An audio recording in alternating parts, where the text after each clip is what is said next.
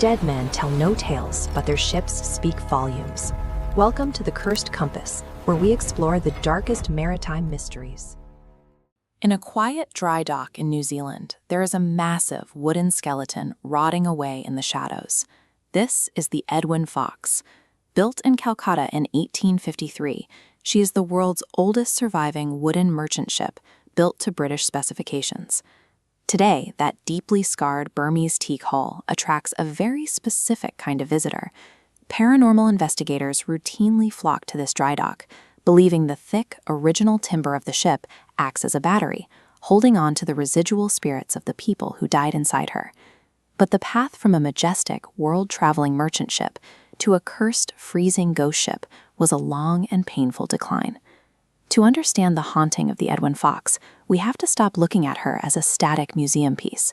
Over the course of a century, this hull operated as a sponge, absorbing the darkest, most miserable assignments the British Empire had to offer.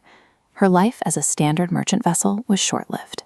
By 1854, the British government had drafted the ship as a troop transport for the Crimean War.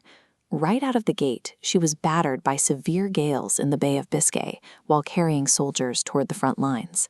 You can see the reality of that conflict in this image. These are the men who relied on ships like the Edwin Fox. They faced extreme physical exhaustion, packed together in thick, heavy winter uniforms, enduring freezing, miserable conditions before they ever reached the battlefield. By 1858, the ship's assignments grew darker. The British government chartered her for a new purpose: transporting convicts. This period gave the Edwin Fox a unique historical weight. Out of all the ships that carried prisoners to the penal colonies of Western Australia, she is the only one left on Earth. The conditions inside the hull were brutal. Convicts were locked below deck in near-total darkness, packed shoulder to shoulder in a claustrophobic, suffocating space for months at a time. The ship had become a dedicated instrument of the state, a floating prison bound to execute the most grueling logistical tasks of the empire. In 1867, she was converted for the immigrant route to New Zealand. Over 4 voyages, 751 settlers boarded the ship for a 3-month journey. It was a desperate gamble to reach a new colony. The documented horrors of these voyages fueled the ship's reputation for tragedy. Luggage was strictly limited.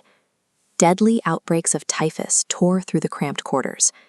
In one incident, the ship's doctor was killed instantly after being impaled on a piece of metal rigging during a storm. By the 1880s, the age of steam engines had completely overtaken the seas. Sailing ships were obsolete, and the Edwin Fox was no longer viable for deep-water travel. Meanwhile, New Zealand's sheep industry was booming. They had flocks stretching as far as the eye could see, and they needed massive logistical infrastructure to freeze and store the meat before export. This created a bizarre final use for the aging ship. The Edwin Fox was physically mutilated. Workers stripped away her masts and rigging. They cut jagged holes directly into her wooden sides and installed heavy machinery, converting her into a floating freezer hulk. The interior was entirely gutted of its maritime soul. The spaces where troops, convicts, and families once slept were transformed into a dark, freezing meat locker, lined with the carcasses of slaughtered sheep. She spent the next few decades degrading further, eventually becoming a floating coal store. By 1950, her usefulness was exhausted entirely, and she was abandoned to rot in the mud. This cycle of freezing, mutilation, and slow decay physically trapped the remnants of her history. The scarred wood became a record of every tragedy within the hull, providing a tangible basis for the ship's reputation as a haunted site. Her rescue was as unusual as her decline. In 1965, preservationists bought the rotting hull for a single shilling. After 2 decades of fundraising, she was finally towed into a permanent dry dock in Picton in 1986.